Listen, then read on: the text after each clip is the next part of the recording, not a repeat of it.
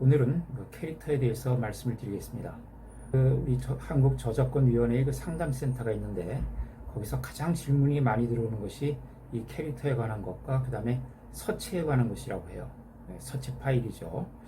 그래서 오늘은 캐릭터에 대해서 종합적으로 말씀을 드릴 텐데 지난번 올려드린 그 구름빵 그 영상, 사실은 거기에 이 캐릭터에 관해서는 거의 대부분 제가 언급을 했습니다. 오늘은 이 캐릭터 자체만 가지고 한번 종합적으로 설명을 드리도록 할게요. 우리 흔히 이제 캐릭터 하면은 이제 어떤 그 이미지이죠. 이 캐릭터는 크게 두 가지로 나눌 수가 있는데요. 시각적 캐릭터하고 어문적 캐릭터, 이렇게 두 가지로 나눌 수가 있습니다.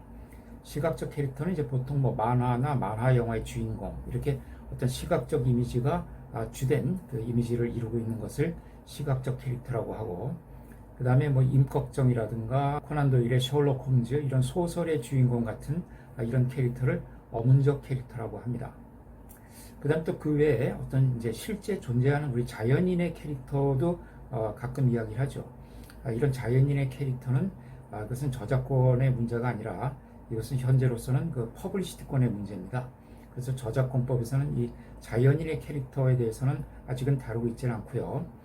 현재 저작권법 개정안이 발의가 됐는데 거기에 이 자연인의 캐릭터, 즉 이 초상 저작권이라고 하는 이런 퍼블리시티권도 저작권법에서 보호하는 것으로 현재로서는 개정안이 나와 있는데 과연 그 개정안대로 법이 개정이 될지는 아직은 잘 모르겠습니다. 그래서 이제 중요한 것은 이 시각적 캐릭터와 어문적 캐릭터, 요 구별이 의미가 있습니다. 이 캐릭터라는 것은 이제 여러 가지 그 다양한 상품에 응용이 되죠.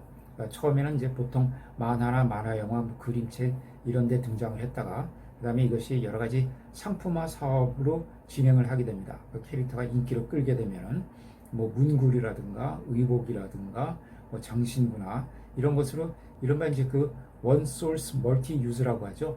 하나의 소스를 가지고 다양한 이제 활용을 하는 것이죠. 그래서 이것이 여러 가지 아주 다양한 상품에 적용이 되고, 또 캐릭터는 이제 그 고객을 끌어들이는 힘이 아주 강한 것들이 많아요. 그래서 우리 뭐 미키마우스 같은 것은 참 엄청난 돈을 벌어들이고 있는 캐릭터죠. 우리나라에도 뭐 그런 캐릭터가 있고요. 뽀로로라든가 뭐 타요, 이런 캐릭터들은 그것도 참 세계적인 캐릭터라고 볼 수가 있습니다. 이 그런 캐릭터를 그러면 어떤 법에 의해서 보호를 하느냐 하고 생각을 해보면은 크게 뭐 저작권법이 있고요.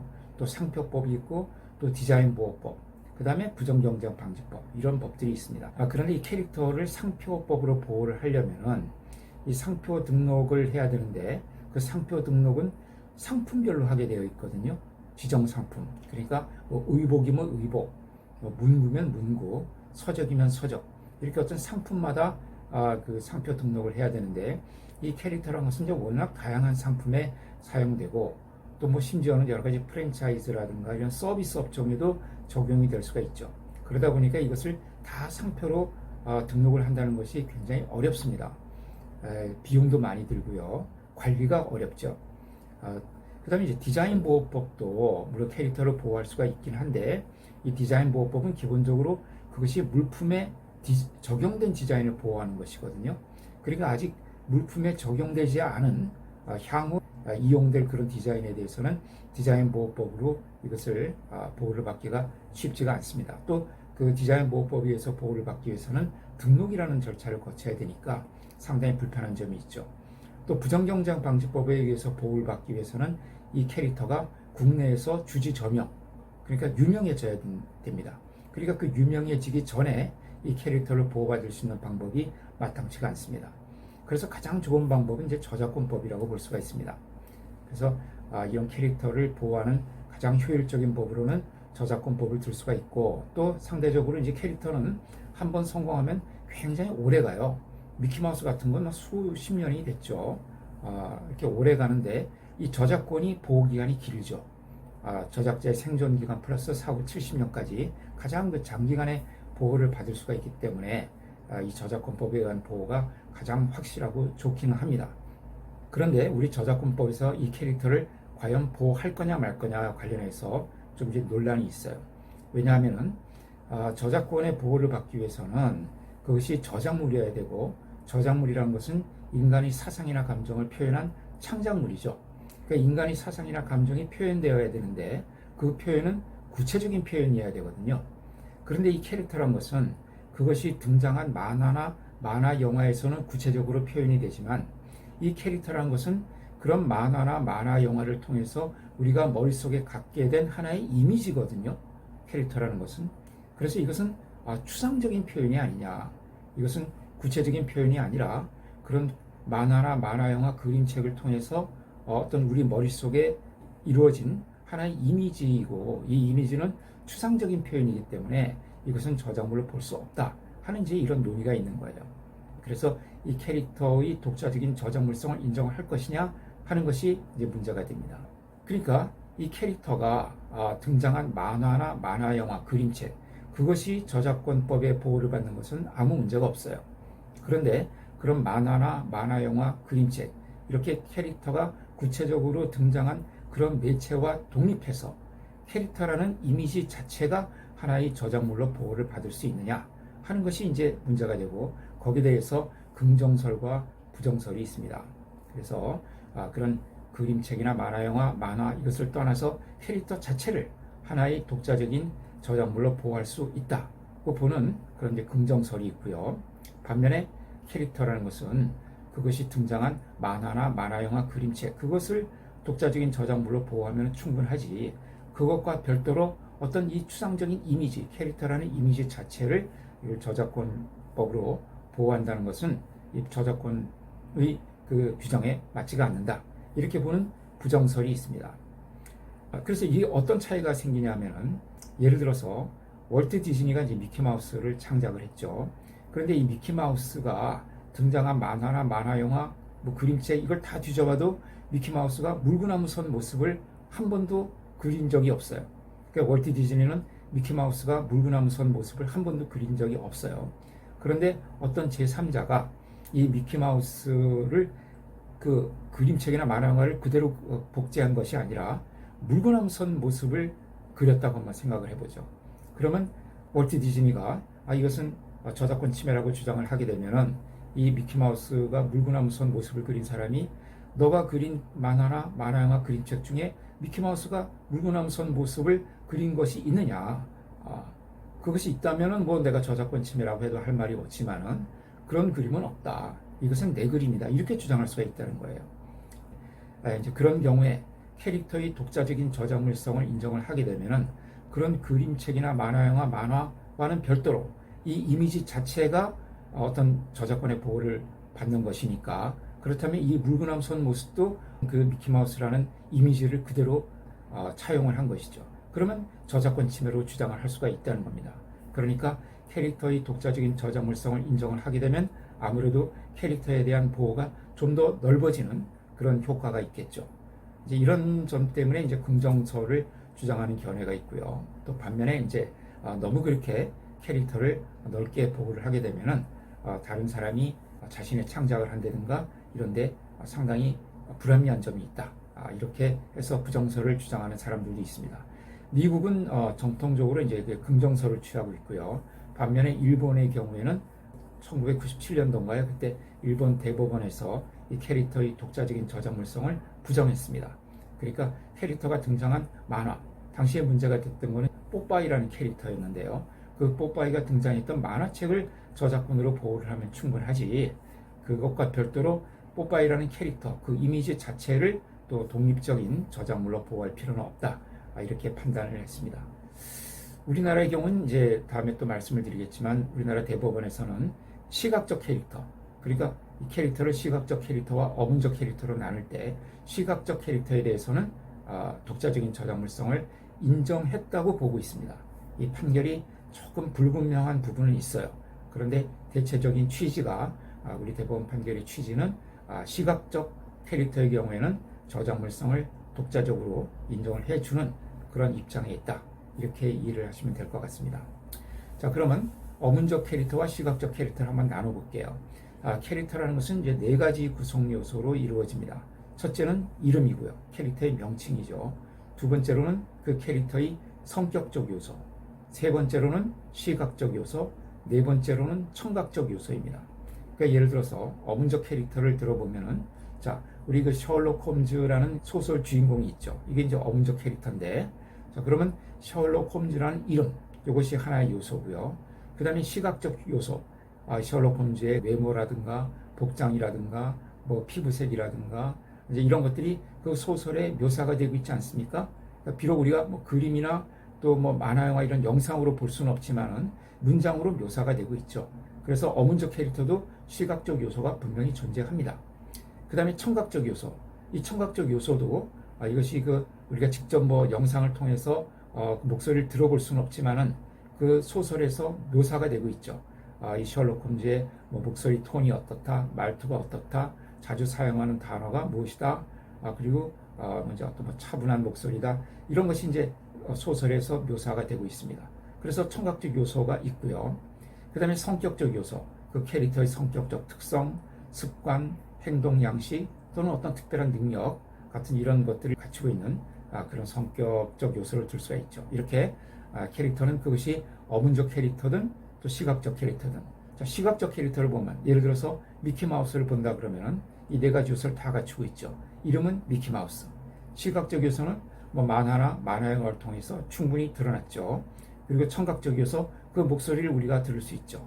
그 다음에 성격적 요소, 그 만화 영화를 통해서 이 미키마우스의 성격이 착하고 행복하고 순진하고 뭐 이런 우리 아주 긍정적이고 그런 이제 행복한 그런 이미지를 가지고 있죠. 이런 네 가지 요소로 구성이 됩니다. 그래서 캐릭터는 그것이 어문적 캐릭터든 또는 시각적 캐릭터든 전부 이 네 가지 구성 요소를 가지고 있습니다. 그럼 이 네 가지 구성 요소가 저작권의 보호를 어떻게 받느냐 하면은, 첫째는 이름 자체가 보호를 받지는 못합니다. 우리 저작권법은 제목은 보호를 해주지 않는다 그랬죠. 작품의 제목은 저작권법의 보호를 받지 못합니다. 마찬가지로 이 캐릭터의 명칭은 저작권의 보호를 받지 못합니다. 그래서 예를 들어서 셜록 홈즈라는 그 소설 주인공이 있다. 네, 그런 셜록 홈즈라는 이름을 내가 그대로 써서 내가 그대로 나도 셜록 홈즈를 주인공으로 하는 그런 소설을, 추리소설을 썼다. 그럴 경우에 이 캐릭터의 이름이 똑같다고 해서 저작권 침해가 되는 것은 아닙니다. 스토리나 다른 구성들이 다 똑같거나 실질적으로 유사할 때 저작권 침해가 되는 것이지, 스토리가 다르다면은 이름을 갖다 썼다고 해서 저작권법 위반은 되지 않는다. 다만 이제 만약 셜록 홈즈라는 이름이 뭐 상표 등록이 되어 있다거나 아니면 그것이 아주 저명한 그런 이름이어서 마치 내가 셜록 홈즈라는 주인공으로 소설을 썼을 때 그것이 코난 도일이라는 그런 작가가 쓴 소설과 혼동을 일으킨다 그러면 또 부정경쟁 방지법 위반이 될 수는 있지만 적어도 저작권법 위반이 되지는 않는다는 겁니다. 마찬가지로 그 시각적 요소나 성격적 요소나 청각적 요소 이런 것들도 개별적으로 보호를 받지는 못합니다. 왜냐하면 셜록 홈즈의 특별한 능력, 아주 추리 능력이 뛰어나고 이런 능력은 다른 탐정 소설에 나오는 주인공들도 다 갖고 있는 것이거든요. 그래서 그런 성격적 요소나 또는 청각적 요소, 시각적 요소가 뭐 개별적으로 저작권의 보호를 받는 것은 아닙니다. 이제 그런 것이 전체적으로 어우러졌을 때 하나의 이제 독자적인 캐릭터로 보호를 받을 수 있느냐 없느냐가 이제 문제가 되는 것이죠. 그래서 결론적으로 말씀을 드리면은 우리 법원 판례는 이 시각적 요소의 경우에는 독자적인 저작물성을 인정을 하고 있다.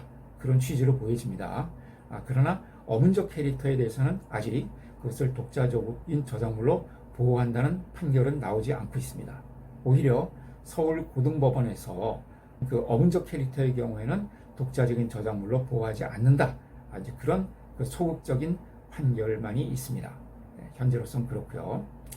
그래서 이제 이 캐릭터 자체가 독자적인 저작물로 보호하느냐는 시각적 캐릭터와 어문적 캐릭터에 따라서 달라지는데, 다만 어문적 캐릭터라 하더라도 단독 캐릭터가 아니라 이런 캐릭터들이 전체적으로 모아지면, 그러니까 어떤 드라마면 드라마, 소설이면 소설에 나오는 등장인물 전체가 모여지게 되면 그 캐릭터들 사이에 어떤 갈등 관계 또는 선호 관계 이런 것이 이제 얽히고 설켜서 하나의 스토리를 꾸려가게 되죠.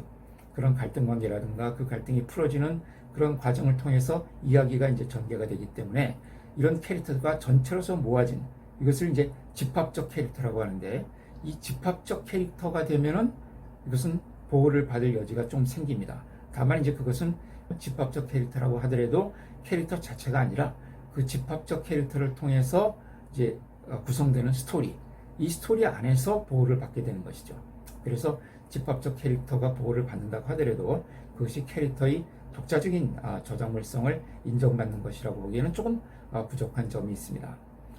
그래서 우리 그 판결에 보면은 제가 다른 영상에서 올려드렸습니다만은 이 여호와 솜사탕 사건 있죠. 그 여호와 솜사탕과 그 사랑이 뭐길래 그 두 개의 그 표절 사건을 영상으로 올려드린 적이 있는데 거기서 이제 이 저작권 침해가 인정이 되면서 이 두 작품을 보면 여호와 솜사탕과 사랑이 뭐길래 두 드라마를 보면은 캐릭터들이 집합, 거기 나온 주인공들이 어떻게 갈등 관계를 갖고 있고 그 갈등이 어떻게 풀어져 나가는 관계가 유사하다 해서 저작권 침해를 인정한 사례가 있거든요. 그런 점을 염두에 두시면 될 것 같습니다. 이 어문적 캐릭터의 경우에 이 저작물성을 부정한 이제 우리나라 판례는 대장금 사건입니다. 서울 고등법원에서 판결을 했는데 이 대장금이나 주몽, 이 아주 이제 좀 오래됐지만은 상당히 그 시청률이 높았던 드라마죠.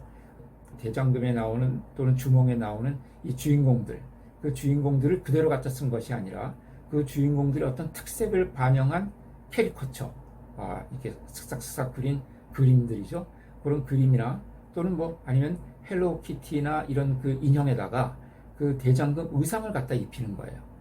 그래서 이렇게 판매를 한 것이 이게 대장금 드라마의 어떤 캐릭터를 침해한 거냐 하는 것이 이제 문제가 된 사건에서 이 서울고등법원에서는 시각적 캐릭터가 아니라 이런 드라마의 등장인물로부터 발생한 그런 어문적 캐릭터의 경우에는 그 명칭이라든가 복장 또 사용하는 소품 이런 걸 따로 떼어내 가지고 그 캐릭터가 원래의 저작물로부터 독립해서 별도의 저작권에 의해서 보호를 받는다고 보기는 어렵다.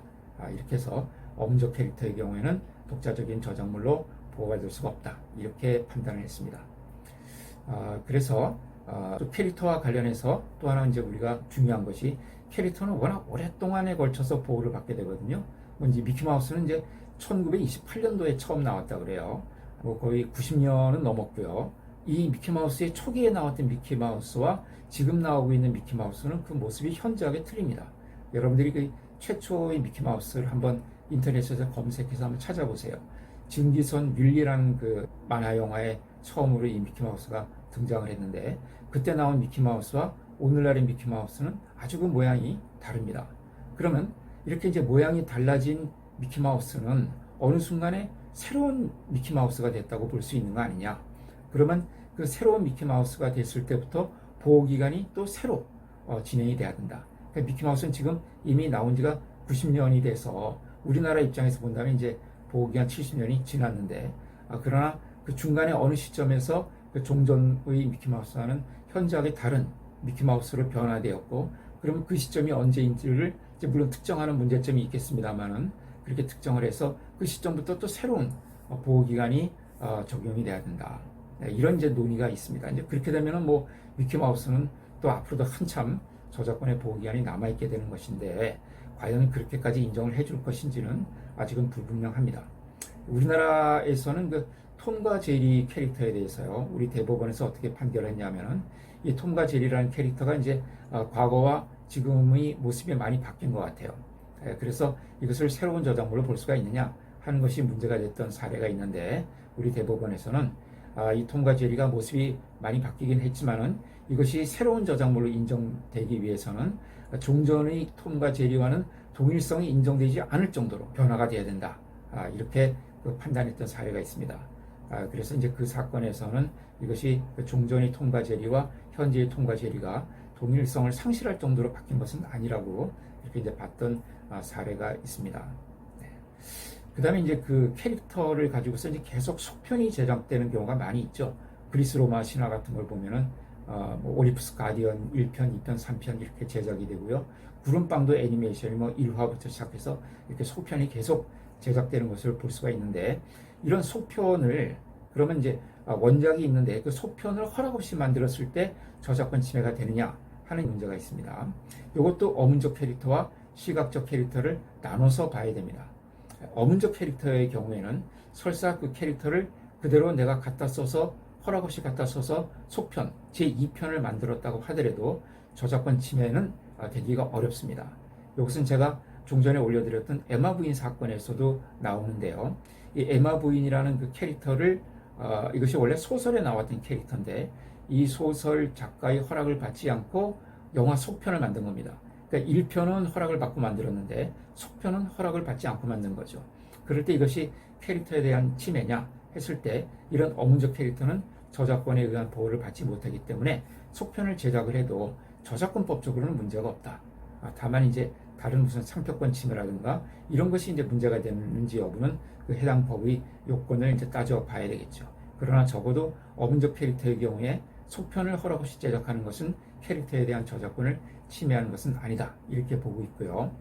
그러나 시각적 캐릭터의 경우에는 아무래도 속편을 제작을 하다 보면은 뭐 미키마우스의 속편을 1회, 2회, 3회 제작을 하게 되면은 그 미키마우스의 모습이 거의 그대로 들어가 있을 수밖에 없죠. 약간의 그 동작에 있어서의 변경이나 뭐 수족의 움직임 이런 것이 조금 차이가 있고 스토리에 있어서 차이는 있겠지만 그런 시각적인 모습에 있어서는 아주 사소한 변형만 있을 뿐이죠. 따라서 이런 경우에는 이 원작에 대한 어떤 2차적 저작물 작성권 침해라든가 복제권 침해가 될 소지가 있습니다. 네. 캐릭터에 대해서는 뭐 이 정도로 알아두시면 될 것 같습니다.